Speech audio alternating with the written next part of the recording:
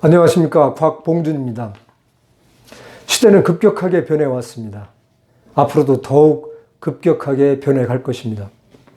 정보통신 기술이 매우 중요한 역할을 해왔습니다. 매일같이 방대한 양의 데이터가 축적되고 있는 것을 우리가 보고 또 알고 있습니다. 이러한 데이터, 정보, 또 지식에 의해서 우리는 그 힘으로 세상을 좀 더 세밀하게, 정밀하게 잘 알게 되었습니다. 그렇지만 저는 우리 인간의 지식에는, 알매는 분명한 한계가 있다고 생각하고 있습니다. 우리는 미래를 예측합니다. 또는 목표를 분명하게 세워놓고 그것을 달성하기 위해서 많은 노력을 기울이고 있습니다. 그렇지만 우리는 미래를 단정적으로 확정할 수는 없습니다. 저는 이것이 우리 인간의 능력 또는 인간의 이성의 명확한 한계 중의 하나라고 생각하는 사람입니다. 반대로 성경에는 많은 예언과 혹은 계시가 있습니다. 어떤 것은 그 의미를 명확하게 알기도 하지만 또 무엇을 의미하는지 명확하지 않은 경우도 상당히 많이 있습니다. 특히 우리는 그 계시나 예언의 성취의 때를 알지 못하는 경우가 대부분이라고 말할 수 있습니다. 그렇지만 그러한 예언이나 계시는 하나씩 이제까지 하나하나 성취되어 왔습니다.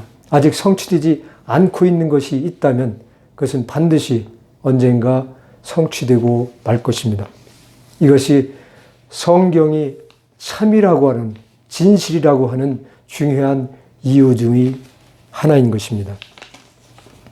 성경의 계시록은 매우 이해하기가 어렵습니다. 난해하다고 일반적으로 표현을 합니다. 그래서 저는 계시록의 대부분은 교회에 대해서 경고를 하고 있는 제1장, 2장, 3장과 또 마지막 장인 제22장을 제외하고는 그 중간에 대부분의 계시록의 계시는 차라리 해석을 하지 않는 것이 바람직하지 않을까 하는 그런 생각을 갖고 있습니다. 물론 계시록의 대의가 명확한지, 그 메시지가 무엇을 전달하고자 하는 것인지 저희들은 명확하게 알고 있습니다. 다니엘서 12장 4절에서 하나님께서는 다니엘에게 계시를, 예언을 봉함하라고 명령하셨습니다. 그렇지만 계시록 22장, 마지막 장인 22장 10절에서는 하나님께서는 때가 가깝다라는 말씀과 함께 이 계시를, 예언을 봉함하지 말라고 말씀하셨습니다. 저는 이 다니엘서와 요한계시록 두 책 사이에 쓰여진 시간적 거리가 대략 630여 년일 것이라고 생각을 하고 있습니다. 2011년도 10월에 제가 흔히 읽지 않지만 가끔 읽는 이 계시록의 제13장에 나오는 짐승과 666에 대해서 이것이 무엇을 의미하는가에 대해서 그런 깨닫게 되는, 알게 되는 그런 계기가 있었습니다. 이제까지 많은 분들은 666에 대해서 바코드 번호라든가 등등으로 해석을 해왔었습니다.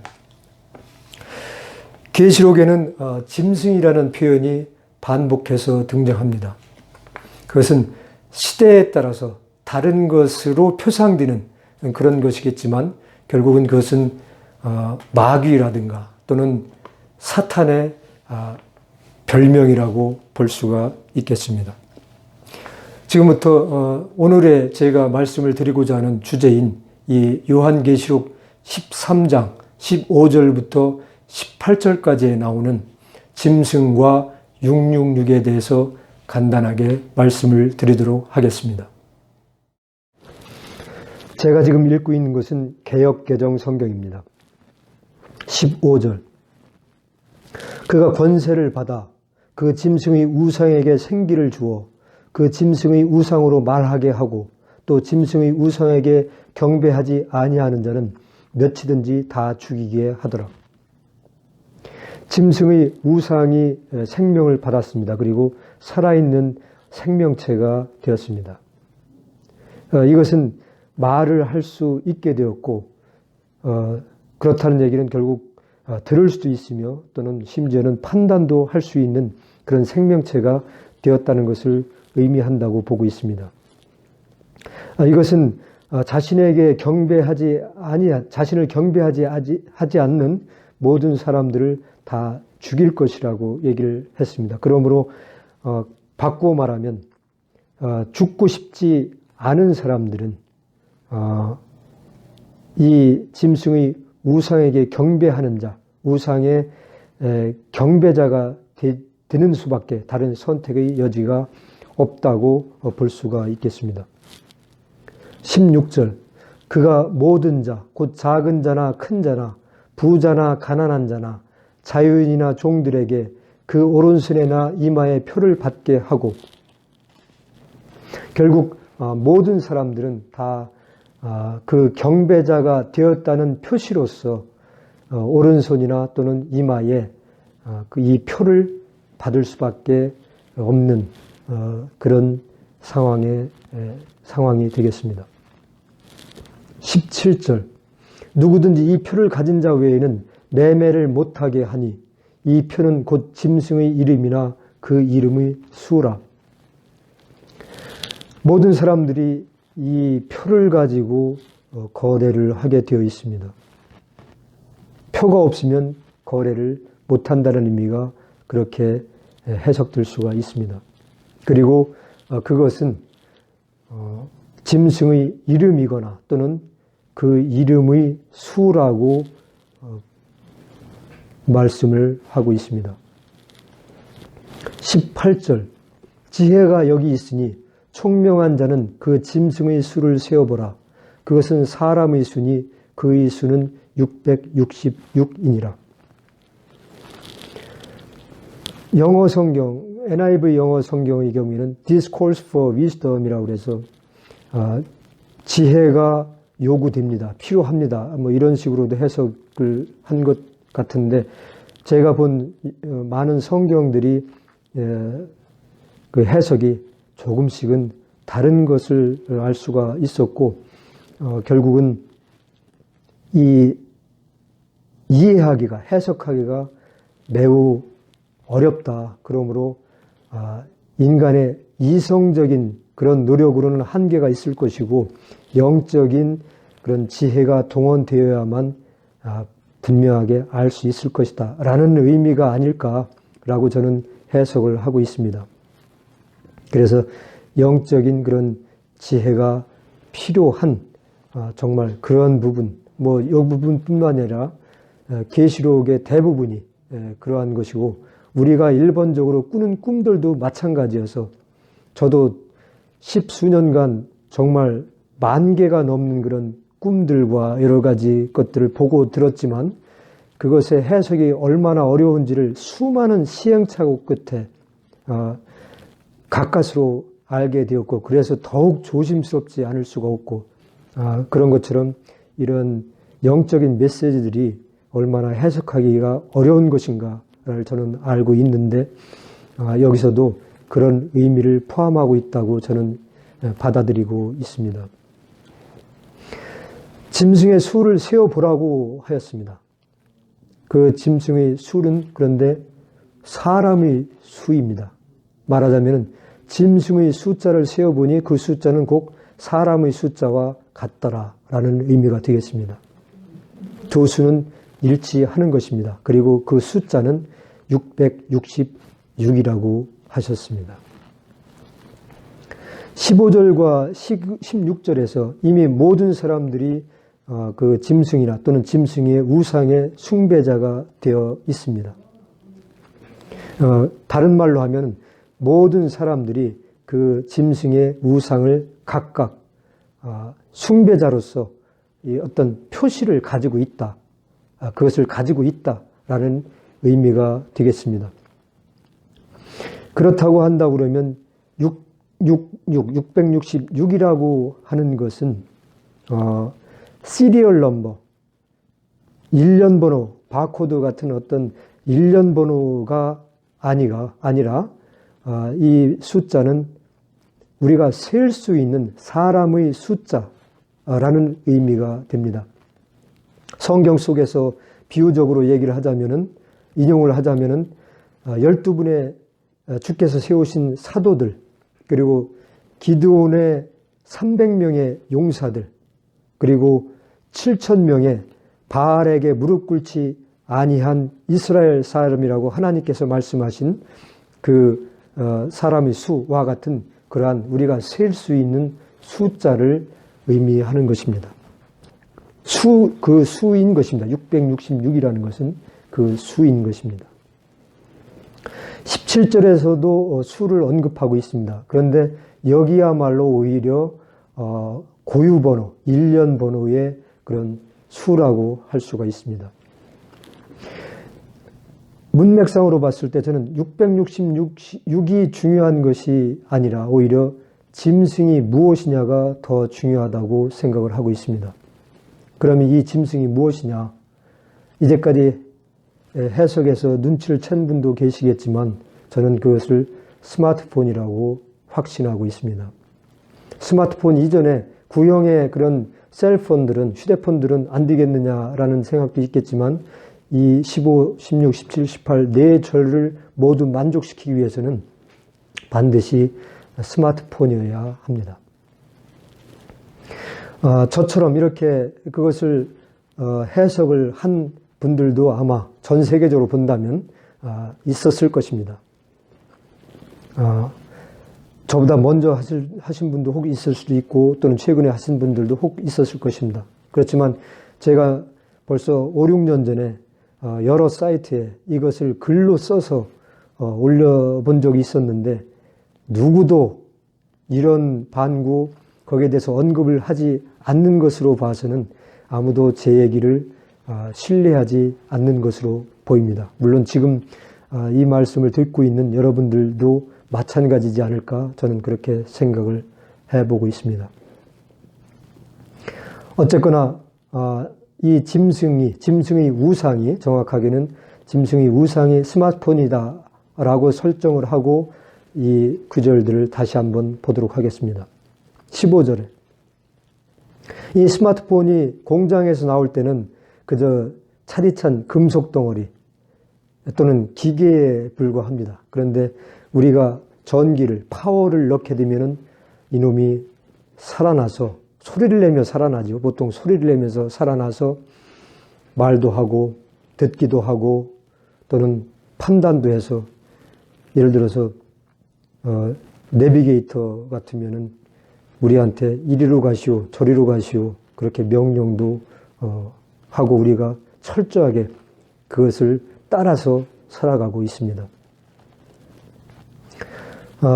이 생명이 이렇게 생명을 받아서 살아난 생명체가 되었다라는 이 표현, 전기가 들어가서 이것은 굉장히 중요한 의미를 가지고 있습니다. 특히 성경 속에서 굉장히 중요한 의미를 가지고 있는데 이것에 대해서 제가 다음쯤에 다시 말씀을 드릴 기회가 있을 것입니다.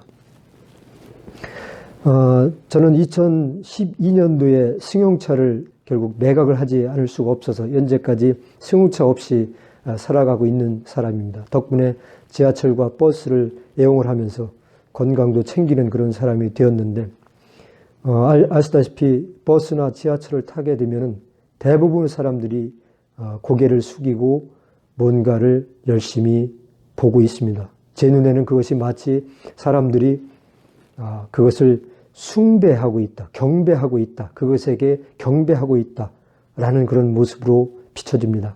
물론 그런 것은 아닙니다. 그러나 현재의 이놈 없이는 우리가 거의 살아갈 수 없는, 생활할 수 없는 그런 환경 속에 놓여 있는 것을 누구도 부인할 수가 없습니다. 16절.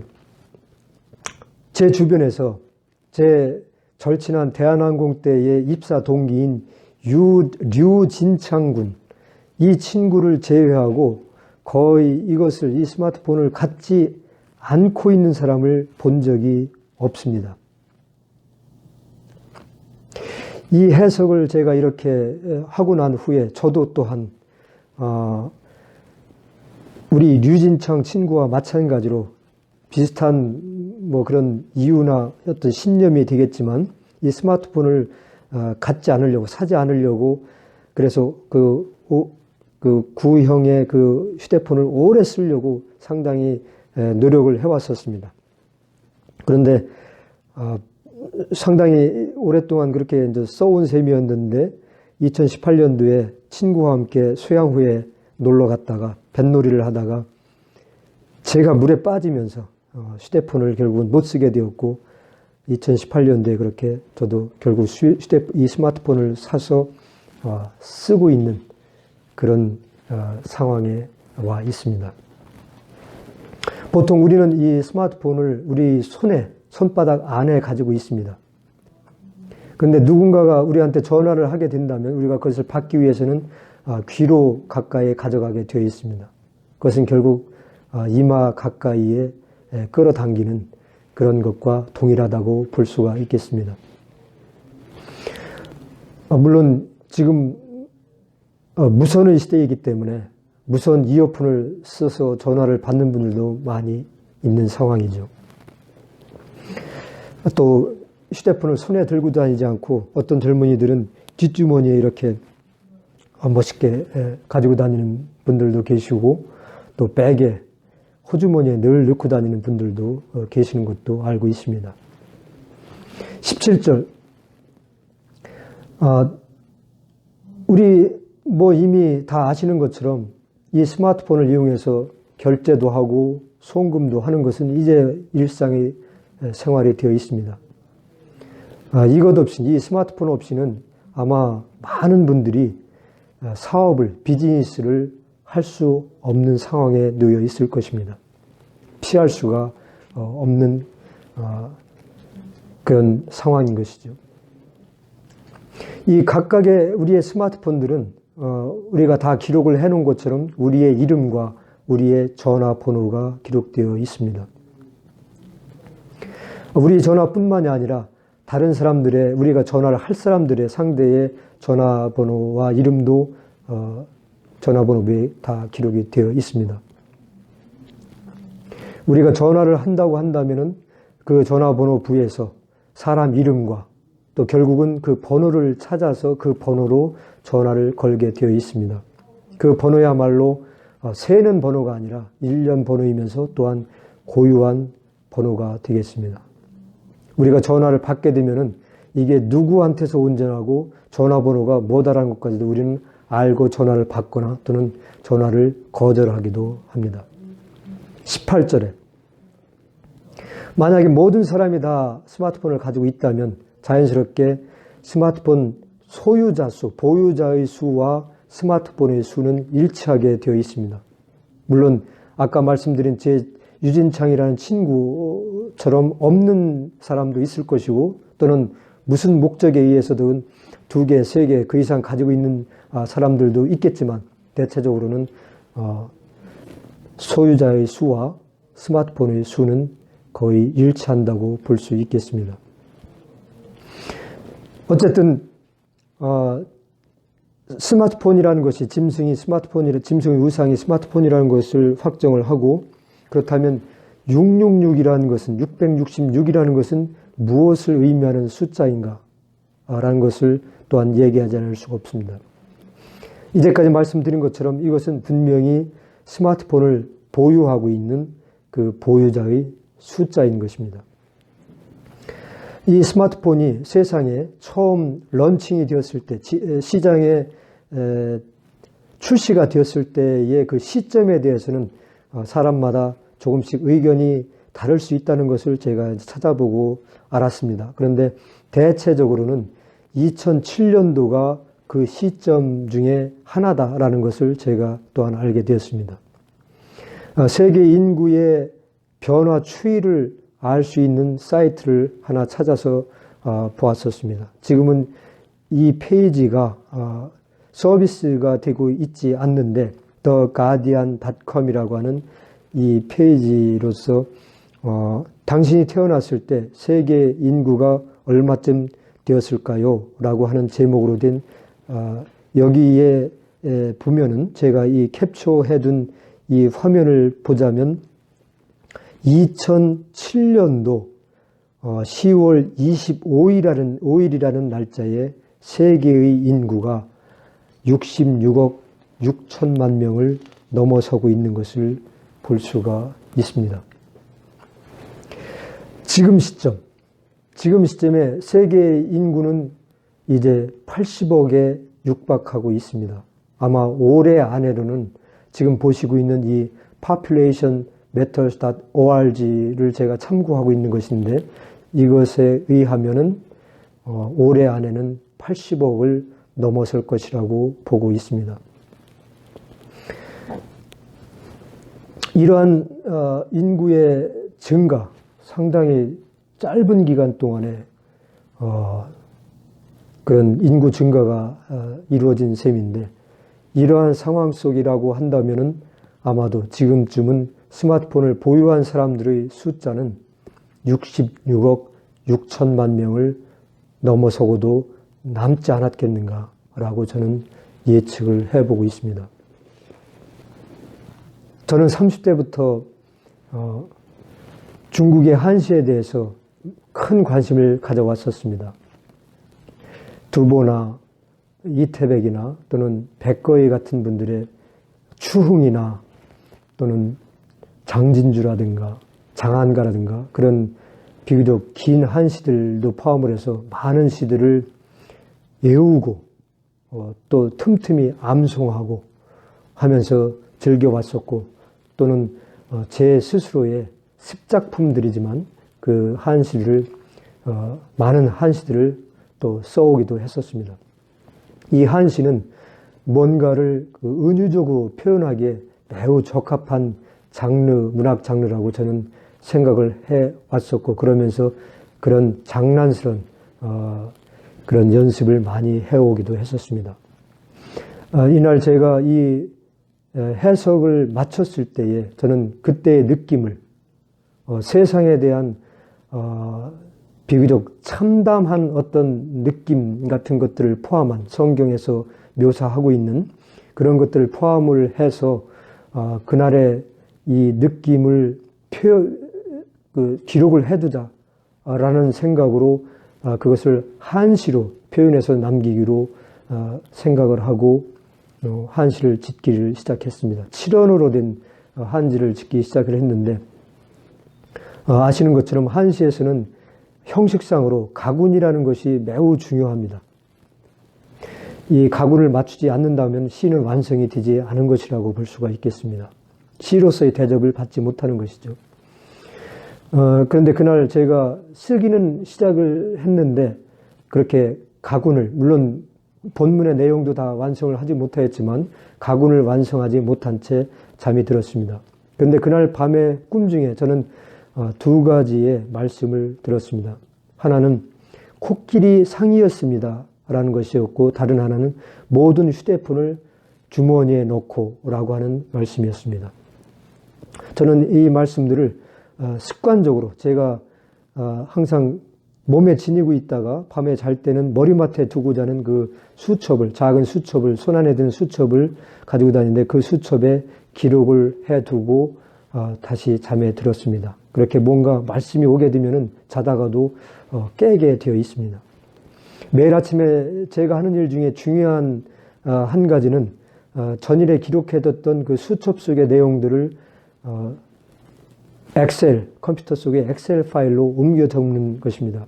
그날 아침에 제가 깨어서 그 수첩에 코끼리 상이었습니다라는 보면서 처음에는 이게 무엇까라고 의아스럽게 생각을 했었는데 곧 전일에 짓담한 그 한시를 제가 찾아보게 되었습니다. 그리고 동시에 이 상이 혹시 가군에 또는 가군이 아니더라도 한시에 필요한 그런 한자로 쓰일 수 있지 않을까라는 생각으로 제가 늘 긴 기간 가지고 다녔던 성경 거의 마찬가지로 가지고 다녔던 그 당시 삼백수라는 이 책을 살펴보게 되었습니다. 그 부록에는 이 가군의 그룹을 한자별로 그룹을 나누어서 찾아보기 좋게 색인이 되어 있습니다. 저는 이 상자가, 코끼리 상자가 양운의 기를 양자죠. 교양할 때의 그 양자, 수양을 한다 할 때 양자, 이 기를 양자 운에 속한다는 것을 발견하였습니다. 그런데 놀랍게도 동시에 저는 이 한시 속에서 들어가지 않으면 안 될 두 글자인 손바닥 장자와 이마 상자가 들어있다는 것을 발견했습니다. 저로서는 정말 놀라운 일이 아닐 수 없었습니다. 이 상 두 가지 중요한 장자와 상자 외에 다른 글자들을 다 찾아서 6개를 다 찾아서 결국은 제가 이 한시를 완성을 할 수가 있었습니다. 저는 주께서 성령께서 이 시를 완성할 수 있는 길을 열어주셨다고 생각을 했습니다. 그리고 무엇보다도 주께서 저희 이 해석이 옳다는 것을 추인해 주셨다고 생각을 하고 기뻐하지 않을 수 없었습니다. 이것이 제가 당시에 썼던 그 시를 보완해서 최종적으로 완성한 한시입니다. 이 속에는 성경의 계시록에 언급되어 있는 한 지명도 들어가 있습니다. 이 한시를 제가 중국어가 본디 가지고 있는 성조를 담은 중국어로서 한번 읽어보도록 하겠습니다. 歌经弹疾犹无乱，若生之物弄中长。买卖笃经我非月，莫开夜遁惹逆王。华容文见开点口，囊中笔名引尽赏。悲哉悲哉今世人，不顺天命重混响。君要聪明算术乎？天意幽默不测账，不知未来是献福，为替改回这信仰。 헝클어진 노랫소리와 가시돋친 말소리, 또한 춤들이 정녕 어지러우니 살아있는 듯 그 짐승은 무사람들의 손바닥을 떠나지 않네. 그럴지라도 그것을 통하여는 사는 것이나 혹은 파는 것도, 아니 거룩한 경전을 읽는 것도 나는 즐기지 아니하리니 그 속의 어두움과 혼돈을 깨지 아니하면 세상에 사랑과 의가 바로 서지 못할 것을 알기 때문이라. 그렇듯 매끄러운 얼굴로 듣고 또한 보며 점처럼 작은 입을 열어 말을 하고 주머니 속에서 그 짐승이 울면 곧 이마 가까이 이끌어야 하는 것을 피할 수 없으니 슬프도다 정녕 슬프도다 이제 사람들이여. 하늘의 계명은 사랑하지 아니하고 오직 세상의 그 탁한 소리에 귀를 기울이는도다. 그대에게 지혜가 있다면 그 수를 세어보지 않았겠는가.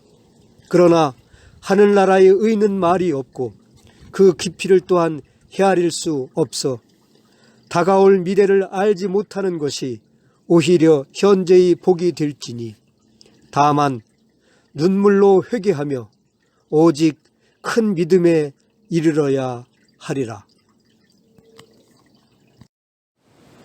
2000년 전의 사도 요한께서 지금의 이 스마트폰의 존재를 아신다는 것은 한마디로 말할 필요도 없이 불가능한 얘기입니다. 사도 요한께서 당시에 그것을 환상 중에 보셨다고 하더라도 그것이 어떤 물건인가에 대해서는 또한 아실 수가 없었을 것입니다. 그리고 그것을 다른 사람들에게 묘사하는 것도 그렇게 간단한 일은 아니었을 것입니다. 예언과 계시는 확정된 미래로부터 오는 것입니다. 그렇지만 일반적으로 우리의 인간의 이성의 일하는 방식은 과거와 현재로부터 미래로 또는 현재로부터 과거로 가는 경우도 있겠지만 방향이 그렇다고 볼 수가 있겠습니다. 말하자면 예언과 계시가 미래로부터 현재로 오는 것과는 정반대의 방향의 성격을 가지고 있다고 말할 수가 있겠습니다. 우리는 말씀드린 것처럼 종종 흔히 예언을 또는 예측을 하기도 합니다. 그렇지만 그것이 그런 예측이나 혹은 우리의 일반적인 이성적으로 하는 예언이라는 것은 맞을 수도 있고 혹은 틀릴 수도 있는 것입니다. 우리는 미래를 단정적으로 그렇게 확정할 수가 없는 것입니다. 예외를 찾는다 그러면 우리 각자가 언젠가 반드시 죽는다라는 그런 사실이 아닐까 저는 생각하고 있습니다. 만약 저희가 이제까지 해석을 했던 것처럼 저희 이 계시록의 이 부분에 대한 해석이 옳은 것이라면, 물론 저는 이것에 대해서 조금도 의심하지 않습니다만 저는 이것이 매우 중요한 의미를 함축하고 있다고 생각하고 있습니다. 우리는 이미 이 스마트폰이라고 하는 이 짐승을 우리들이 손안에 갖고 살고 있는 이러한 시대에 살고 있습니다. 들어와 있습니다.